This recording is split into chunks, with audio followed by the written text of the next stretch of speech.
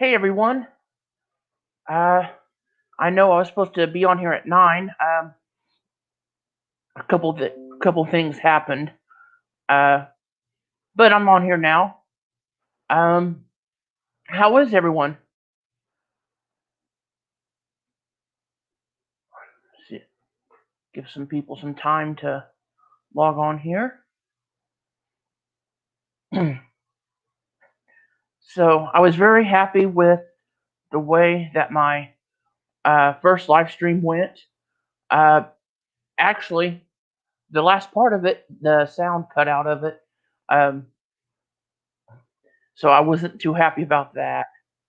Uh, but for what it was worth, I think it went pretty well. Um, yeah, so I'm back here tonight. Um, so I wanted to talk a little bit about some of my favorite comics. As you can see back here, I got a stack of them. um, I've grown up with comics. Um, DC is um, Batman, Superman, Wonder Woman, the Justice League. I've read Marvel, Iron Man, Spider Man. I like them. Hulk. I like them. But DC is where I hang my hat. And of all, and I have read a lot of DC comics, and you know, some are great. Some I just could not get enough of. And then I'll be honest, there are some that well, we're at the bottom of the barrel. Um, oh, DC sucks. Oh, okay. Glad to have your opinion. That's coming from the geeks at it. Uh, I'm glad you could join in. Um, let me know what some of your favorite comics are.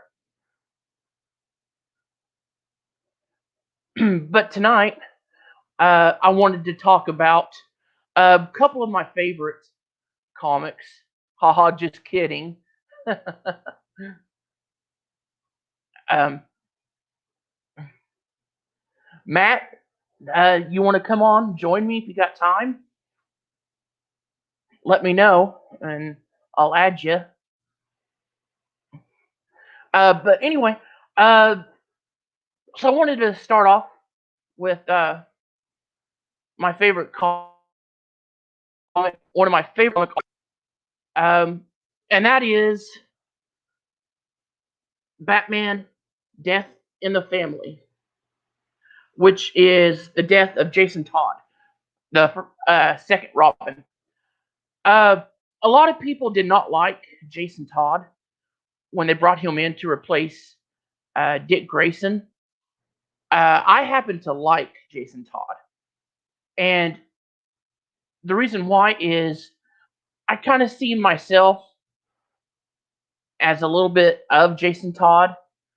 Um, kind of a rebellious, kind of a anger-driven person, you know. Um, but yeah, he took him. Batman found Jason Todd in an alleyway, trying to steal the wheels off the Batmobile in Crime Alley. Um, and so Batman took it on himself to train him as the second Robin. In the death of the family, Jason Todd has become somewhat of a loose end. Um, since finding out that both his parents are killed, and he just has not been able to deal with that anger as he should have. And he's gotten himself into some reckless uh, positions, and Batman is not happy with these decisions. And so, after talking with Alfred, Batman decides to put Jason Todd on inactive duty and telling Jason that he needs to work out his anger before he goes back on duty. This doesn't set well with Jason. So what does Jason do? He goes off and leaves the Bat family for a little bit. Um, well, Batman is called away to a mission concerning the Joker, who has stolen a nuclear warhead and has plans to sell this nuclear warhead overseas. This sends Batman on a journey over to the overseas to track down the Joker. Back in Gotham, Jason Todd actually finds out that his birth mother is alive. His stepmother is the one that was killed. And so Jason takes it upon himself to track down his birth mother. And he comes up with 3 possibilities. And all 3 of them lead him to overseas to be where Batman is. And so they're basically working on the same case, just at different angles. And I thought that was a really cool way that they wrote that in there, to bring Batman and Robin back together. And anyway, so we find that Jason Todd's mother is not his first 2 options. One of them being Lady Shiva, who engages Batman in a duel to the death, but Robin ends up stepping in to save him. And so, with their third option, we find that Jason Todd actually finds his mother, but she is being blackmailed by the Joker, who Batman has already foiled Joker's scheme to sell off the nuclear warhead. So this sends the Joker to blackmail Sheila Haywood, which is Jason Todd's mother, into a scheme. And so she's at a end here. Either she helps the Joker, or the Joker blows the whistle on her. And so what does she do? Well, she does what she has to, and she helps the Joker. Well, Jason finds out about this, and he alerts Batman, who strictly tells Jason, do not engage the Joker. Wait for me. Do not engage the Joker. He's dangerous. You don't stand a chance without me. Do not engage the Joker. So Jason Todd says, okay, I won't. Well, not 2 minutes later, after Batman's gone to chase down some crooks, Jason Todd takes upon himself to play the part of a hero and to engage the Joker to save his mother. Well, this leads to his mother turning on Jason and selling him out to the Joker, who, in one of the most graphic, I would have to say, one of the most brutalization scenes in comics that you will find, the Joker just beats the ever loving hell out of Jason Todd with a crowbar. And you can see that the Joker's enjoying it. And afterwards, the Joker's all bloodied up. And to him, he thinks of it as a joke. The sickness of that. Jason Todd laying there in a bloody heap. And the Joker cracking jokes, laughing. Well, the Joker decides that Batman's going to find out. And so he's got to destroy all evidence of him being there.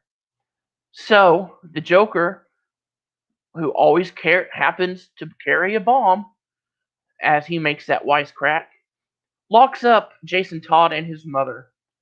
Well, needless to say, Batman does not get there in time, and the bomb explodes. And killing Jason Todd and his mother. Now, this is where it got strange. Or I don't want to say strange, but this is where it come to the readers. DC gave the readers the choice to call in a number, two different numbers. One number would be to save Jason Todd. The other one would be to let him die. There was from the history that I have read, that the choices were neck and neck up until the end, until the choice to kill Jason Todd got a last minute boom. And so Jason Todd was killed. Um, so this sends Batman into madness. And I don't want to say madness, but this sends Batman over the edge because he sees that all these years of not killing the Joker has led to the not only the crippleization of Barbara Gordon in a previous comic, The Killing Joke, which I'll review later on, but now the death of his friend, his partner, and so this sends Batman into a heated rage, and so he wants to go after the Joker. Well, in another twist, Iran and the government has actually made Joker their emissary. So he has diplomatic immunity. And so Batman cannot touch him, which brings in Superman to bring Batman, you can't touch the Joker. If you do anything against, I'm going to have to bring you in. And this kind of makes a little heated conversation between Batman and Superman. Basically, Batman telling Superman, do what you have to do. I'm going to do what I have to do. But the Joker's ultimate goal is to kill the entire Iranian government. So his way of getting to be the Iranian emissary just plays right into his hand. He unleashes a lethal dose of Joker gas into the room where all are meeting, and that's where Superman intervenes, and Superman just sucks in all of the air, and he tells Batman, "Have at him." And so it goes into a big battle, Batman versus the Joker towards the end. But of course, the Joker gets away to fight another day. But yeah, so that's how the death of the family ends. But one cool thing that they did in this is the deluxe edition. One cool thing that they did is not only did they include death in the family, but they included also the new A Lonely Place of Dying, which brought in introduced Tim Drake to becoming the new Robin. Tim Drake has deduced that Bruce Wayne is Batman, and also that Nightwing is the previous Robin, Dick Grayson. And Tim Drake finds that, since the death of Jason Todd, that Batman has been a little bit more brutal than he needs to be, taking more risks, just kind of just not himself. And so he figures that Batman needs a Robin, and that's how it should be. Because as he says, he grew up, it was always Batman and Robin. Well, so he hunts down Dick Grayson. Dick Grayson here is in the process of finding out what's going on with his former hangout, the Haley Circus, who is going through some rough patches. Come to find out that a couple of the Haley Circus members are trying to put the circus under to force Mr. Haley to sell. Well, Dick Grayson ends up thwarting this plot and also becoming part owner of the Haley Circus, thus saving the circus. Then it brings to the question of how does Tim Drake know that he is Robin, or the former Robin, I should say, and Nightwing? And this leads into Tim Drake telling him about the time that he was brought to the circus and met Dick Grayson as a young boy and his family. And he was there when Dick Grayson's parents were killed and Batman came in to save the day. And he put together the realization that Dick Grayson was Robin, and if Dick Grayson was Robin, then Bruce Wayne had to be Batman. And thus he describes to Nightwing that Nightwing needs to help Batman, but not as Nightwing, as Robin. He doesn't take well to that because he has tried to get out of the shadow of Batman. He doesn't want anything to do with being Robin. He's Nightwing. That part of his life is gone. Well, this takes it upon Tim Drake himself to don the Robin suit and to help out, much to the dismay of Batman, who vows that he will never put another partner in the line of danger. But he convinces Bruce that, in fact, Batman does need a Robin. And at the end, comes to find that that is true, that he does need a Robin. And so, with training and everything, he makes Tim Drake the new Robin. And so, that's just a couple of my favorite uh, comics there in this issue. Uh, pick it up for yourself, get it. It's a great read. Another one of my favorite comics, you could actually say, if you wanted to, is a continuation of that, Batman Under the Red Hood. Now, we've all seen, we've all seen the movie, but the movie doesn't do the comic justice. And I'll say that personally. I happen to like the comic more than I like the movie. Don't get me wrong, the movie's excellent. The movie's great. I thought the movie was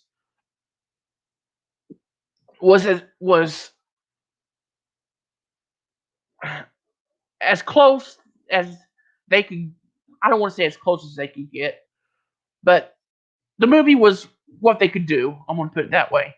But a lot of the stuff that's in the comic you don't see in the movie, and taking that stuff out, you don't really get the full feel of it, which is why the comic, I think, is the best. So Under the Red Hood, of course, is we find that Jason Todd has come back from the dead to rain vengeance on Batman for not killing the Joker after the Joker has killed Jason Todd. And so he dons the Red Hood, a former persona of the Joker, albeit the Joker was more maitre d'. Jason's Todd Red Hood resembles more of a motorcycle type, outfit. So Jason Todd, also is making war with Black Mask, all in an effort to draw out Batman and to show Batman that crime cannot be punished with just locking criminals away. Crime must be punished with a vengeance and putting those to death that deserve it. Uh, Basically, Jason Todd has become an anti-hero. Not really a villain, but not really a good guy either. Uh, Jason Todd would rather kill than to put behind bars. And so he makes it clear that he's going to clean up the streets of Gotham in a way that Batman never could. And all to prove a point to Batman that Batman's ways are not the way, but the way to go is that of a vigilante. And so in the comic, a couple differences that we find in the comic. Actually, Mr. Freeze makes an appearance. Also, the Green Arrow, Superman, A couple others. Um, I don't want to give all the goodies away if you haven't read the comic, uh, but go pick it up. It's really, really a great read. A few other of my favorite comics that I like. Um, well, there's so many of them.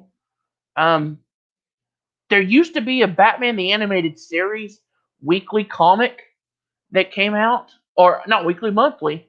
Um, and I really like that because anytime I read a Batman comic, um, I always hear Kevin Conroy's voice as Batman, and vice versa.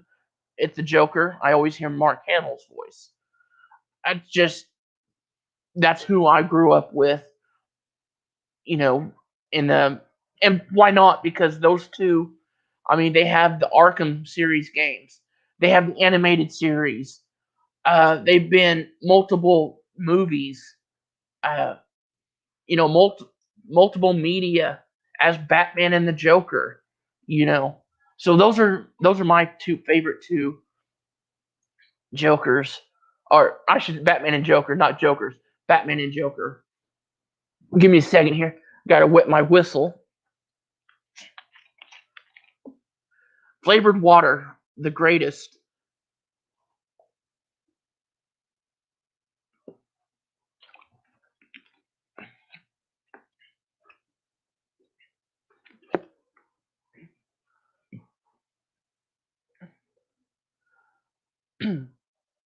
um, Another comic that I'm reading currently um, is called Harleen, and it actually deals with how Harley Quinn became Harley Quinn, and it's kind of a deep comic.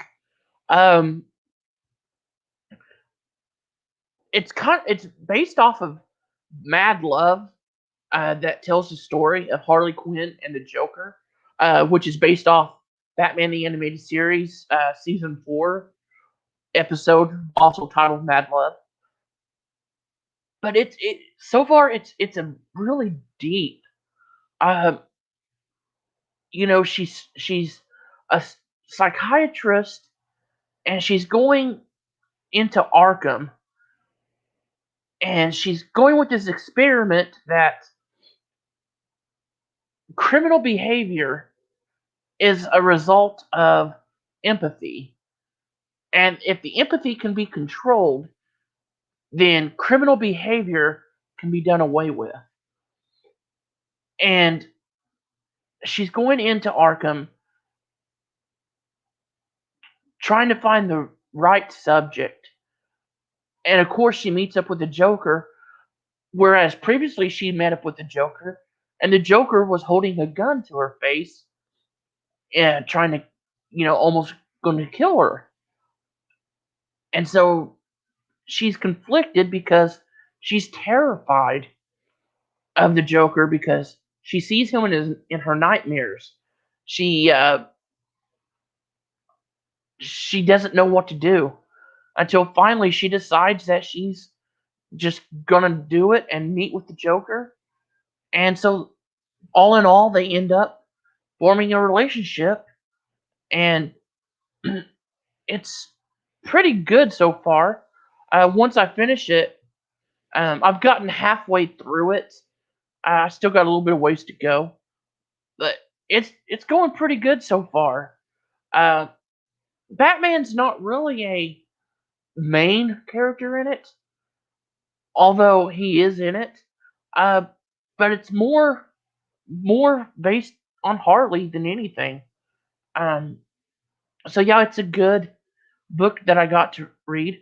Also, I have the Batman Chronicles 1 through 5. There's more in the series, but I got the 1 through 5 so far, um, which capture Batman first appearance all the way through in order, and they're pretty good so far.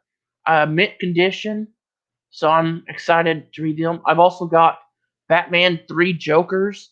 I've started reading it. Uh, it's gotten pretty interesting. Also, I've got uh, Joker War, which I'm excited to start reading. I haven't read it yet, but I've seen reviews over it, and I'm really excited to read it. Um, yeah, just I don't know what else to say here. Um, if any of you guys have any questions, I love to answer them. Just kind of sitting back here, just wanted to review a couple my comics here that I liked. Um, I'll be doing some more live stuff. I'm not really sure what. Uh, I'm at that point where I'm trying to figure out what exactly that I'm going to do. I know I want to do some. I know one thing I'm going to do some football stuff when it gets to be a little bit closer to football. Um, love my Sooners. Uh, maybe I'll do. I know that I'm going to do a live stream prediction game by game. So that's going to be awesome. Uh, I'm pretty good at predicting games. Um, hopefully, I can get some more viewers, some more friends on here, and we can just chat up whatever you want to chat about. Uh, anyway, I guess I'm going to call it a night. Um, I'll talk to you guys later, and until next time.